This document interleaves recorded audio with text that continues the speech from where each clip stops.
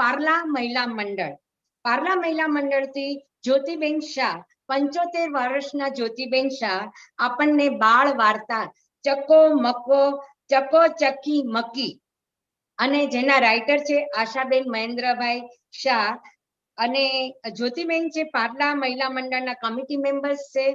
કુટુંબના પ્રિય છે કે કુટુંબ સાથે જ રહેવું જોઈએ. 30 વર્ષથી એડવાન્સ યોગા કરે છે, ખૂબ જ એક્ટિવ છે. 75 વર્ષે પણ તેમની યોગાની એક્ટિવિટીઝ એક સરખી ચાલુ છે અને દરેક એક્ટિવિટીઝમાં ભાગ લે છે અને હંમેશા ઉત્સુક હોય છે કે નવી નવી એક્ટિવિટીઝમાં હું ભાગ લઉં. આવા ઉત્સાહી એવા જ્યોતિબેન આપણને બચપનમાં આપણા લઈ જાય છે.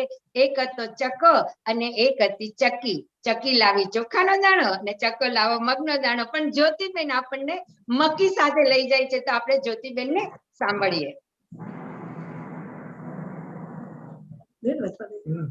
એક હતો ચકો અને એક હતી ચકી.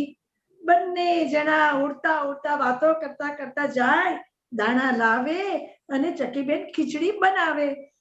એક દિવસ ચકીબેને ઈંડું મૂક્યું. થોડા દિવસ પછી ઈંડામાંથી બચ્ચું નીકળ્યું. ચકી કહે, ચકા આવ જો, આપણે ત્યાં દીકરી આવી. ચકો તો રાજીના રેડ થઈ ગયો. બંને જણાએ ભેગા થઈ અને દીકરીનું નામ પાડ્યું મકી. મકીબેન તો ધીમે ધીમે મોટા થતા ગયા. નાની પાખો ફફડાવે અને મીઠું મીઠું બોલે. હવે ચક્કીબેનને મિકીનું અને ઘરનું બંનેનું ધ્યાન રાખવું પડતું.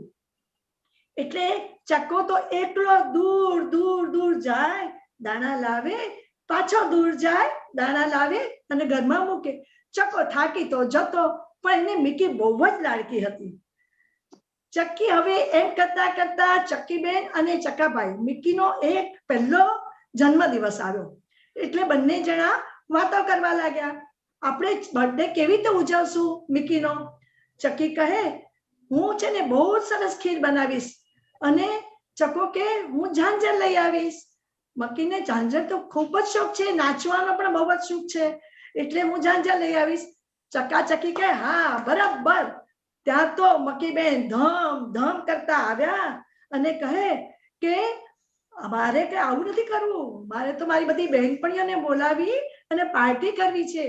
એમાં પિઝા, પાસ્તા, પાવભાજી અને સાથે કોક તો જોઈશે જ મને.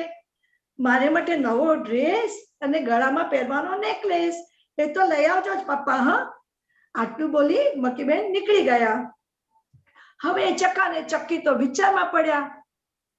ચક્કી કે મકી તો બહુ નાની છે, એને કાંઈ સમજ પડે નહીં હજી. હવે હું એને સમજાવીશ કે પપ્પાને આના માટે કેટલી મહેનત કરવી પડશે, કેટલો થાક લાગશે.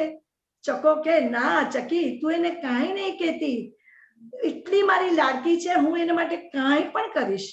અને હું એવું હશે તો ઉધાર પણ લઈ લઈશ, પણ તું એને કાંઈ નહીં કહીશ. ચક્કી કહે, ચક્કીની આંખમાંથી આંસુ આવી ગયા. ચક્કી કહે, ચક્કા તને બહુ થાક લાગશે તો આપણે શું કરશું? નહીં તું આમ કર. પણ મકી માટે ચકો બધું કરવા તૈયાર હતો. પછી એટલામાં મકી બારણા પાસે ઊભી રહી અને આ બધું સંભળાઈ ગયું એને. મકીને તો બહુ રડવું આવ્યું. એ તો દોડતી દોડતી પપ્પા અને મમ્મી પાસે ગઈ અને રડતા રડતા કહેવા લાગી કે મને આ બધી કઈ ખબર જ નહોતી કે પપ્પાને આટલી બધી મહેનત કરવી પડશે, એટલે હું તો હવે મારે કાંઈ નથી જોઈતું, આમાંથી નીકળી જાઓ. અને મકી કે તું ડાન્સ તો કરીશ ને? ચકો કહે, મકી કહે હા હા. મકી કહે ઠુમક ઠુમક નાચશે મક્કી બાઈ દીકરી, રાજાને રેચશે ચક્કા અને ચકી. ત્રણેય જણા હસવા લાગ્યા. નમસ્તે.